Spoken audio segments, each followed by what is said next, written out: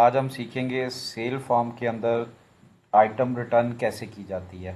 सबसे पहले यहाँ पे कैश कस्टमर्स के ऊपर हम एंटर करेंगे।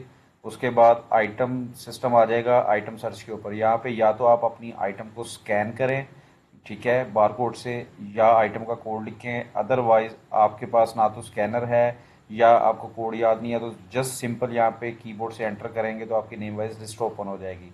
तो यहाँ पे आइटम को सिलेक्ट करके आप एंटर करेंगे। प्रॉपर सेल की तरह आप एंट्री करेंगे। जब आपने सेल की तरह एंट्री कर दी यहाँ पे, अगर तो आपने कोई डिस्काउंट दिया हो वो बाद में हम मैनेज करते हैं, तो सेल की तरह आप एंट्री करके यहाँ पे स्टेटस को जस्ट आप चेंज करेंगे, रिटर्न कर देंगे। जैसे ही आप रिटर्न स्टेटस सेलेक्ट करेंगे तो सिस्टम देखें, सिस्टम ने तमाम कैलकुलेशन जो है वो रिटर्न कर दी। तो यहाँ पे डिस्काउंट के ऊपर आप आके यहाँ पे अगर तो आपने डिस्काउंट दिया हुआ है तो यहाँ पे डिस्काउंट देंगे, अगर आपने डिस्काउंट नहीं दिया तो आप छोड़ देंगे इसको। फॉर एग्जांपल मैंने 50 रुपीज़ डिस्काउंट दिया हुआ है, करके मैं इसको एंटर करूंगा तो सिस्टम क्या करेगा, सिस्टम रिसीव्ड अमाउंट पे ले आएगा। तो रिसीव्ड अमाउंट जब आपने आइटम को किसी को भी रिटर्न करना होता है तो उस टाइम आपने कैश रिसीव नहीं करना होता, क्योंकि कैश आपके गले से जा रहा होता है। तो यहाँ पे रिसीव्ड अमाउंट आप जीरो करके एंटर करेंगे तो सिस्टम वही पूछेगा, do you want to allow to print, please continue.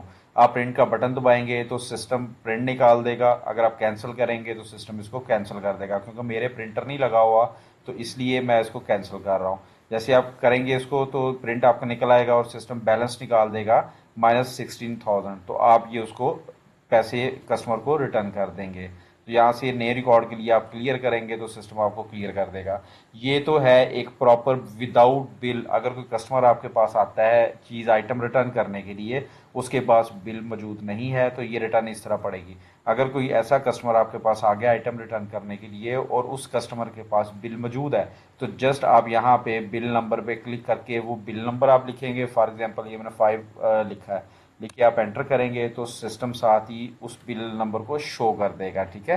तो ये बाद में आपने इसको रिटर्न करना हो तो आप यहाँ से रिटर्न कर सकते हैं। लेकिन ये जो रिटर्न है यहाँ से इस बिल नंबर वाइज तरीके से जो रिटर्न है वो आपके सर्वर से पड़ेगी, ये यूज़र लॉगिन से आपके नहीं पड़ेगी, क्योंकि यहाँ पे सिस्टम के राइट को ब्लॉक किया हुआ है, ठीक है। आप फॉर एग्जांपल मैं देखना चाहता हूँ मैंने जो रिटर्न डाली है, तो यहाँ पे बिल नंबर पे क्लिक करके मैं इस बटन को क्लिक करूंगा तो सिस्टम मुझे दिखाएगा कि बिल नंबर 9 रिटर्न हुआ है।